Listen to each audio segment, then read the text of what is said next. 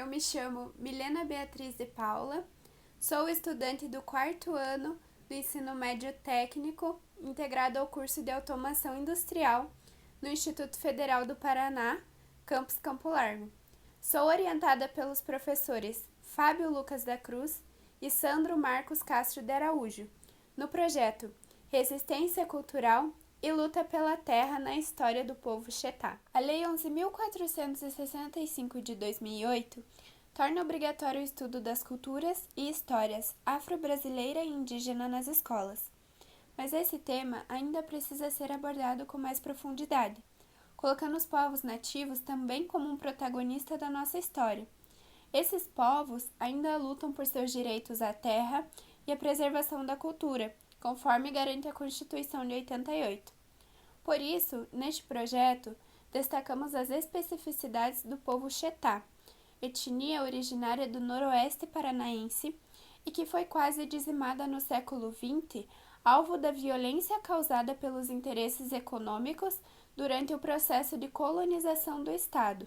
Nosso objetivo com este projeto é estimular a pesquisa, o debate e a divulgação do assunto, contribuindo com materiais decorrentes da pesquisa para a promoção de metodologias de ensino na área das relações étnico-raciais. Inicialmente, realizamos análises bibliográficas sobre a história indígena no Brasil, os aspectos antropológicos dos povos nativos, principalmente do Chetá, analisamos documentos históricos, como os jornais da época, os relatórios de governo do Estado e os relatórios da Comissão Estadual da Verdade do Paraná, referente ao período da ditadura civil-militar. Também analisamos artigos produzidos nas universidades do Estado e artigos de Lúcio Tadeu Mota. Para complementar a pesquisa, estudamos e analisamos os acervos dos museus paranaenses, principalmente as fotografias. E para finalizar, observamos e discutimos os documentários Mato Eles, Chetá e os Chetás da Serra do Dourado, disponíveis no YouTube. Realizamos semanalmente reuniões e produzimos um diário de bordo. Através desses estudos, podemos afirmar que havia um forte etnocentrismo no Paraná nesse período. Os documentos históricos nos ajudaram a entender as políticas indigenistas e o processo de resistência indígena no Paraná em 2 períodos.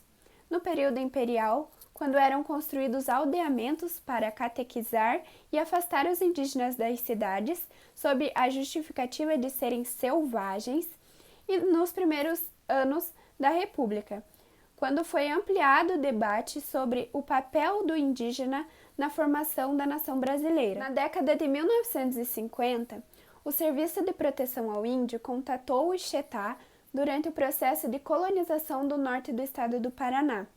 Porém, eles já tinham entrado em contato com expedições de estudantes, expedições de aventureiros e até mesmo com os jesuítas no período da criação dos aldeamentos. O processo de colonização no século XX resultou em muitas mortes dos índios Chetá.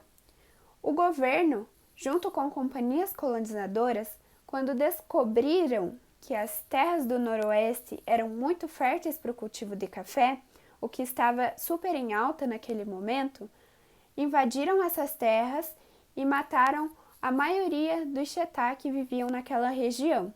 Eles envenenavam alimentos, matavam a tiros com armas de fogo ou ateavam fogo em aldeias inteiras. Os Chetá, em um primeiro momento, eles tentaram resistir, mas foram obrigados a recuar, já que a violência era muito grande. Muitos indígenas morreram, e a mídia noticiava essas mortes como consequência de doenças, encobertando o Estado e ajudando a promover o preconceito e o apagamento da identidade Chetá.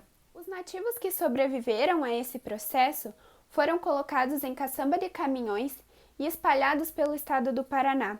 Por isso, hoje muitos Chetá vivem agregados em terras dos Guarani ou dos Caingangue. Eles não vivem em suas terras tradicionais e lutam para retomar seu convívio, suas culturas e sua identidade. Paralelamente às expedições do governo e das companhias colonizadoras no processo de colonização, expedições de cunho científico foram realizadas na região nesse período, com destaque aos trabalhos de Vladimir Kozak e José Loureiro. Essas expedições coletaram registros, fotografias e filmagens que hoje contribuem muito para que os 90 descendentes e os 7 sobreviventes estejam dentro do que é chamado de processo de revitalização de sua identidade étnica. A história Chetá é um exemplo das políticas etnocêntricas e de interesses econômicos criadas pelo Estado brasileiro durante os últimos séculos. A pretensa construção de um país próspero é marcada pelo sangue indígena, que até hoje lutam para retomar suas terras, preservar suas culturas e memórias em um Brasil onde os índices de violência sistemática são extremamente altos.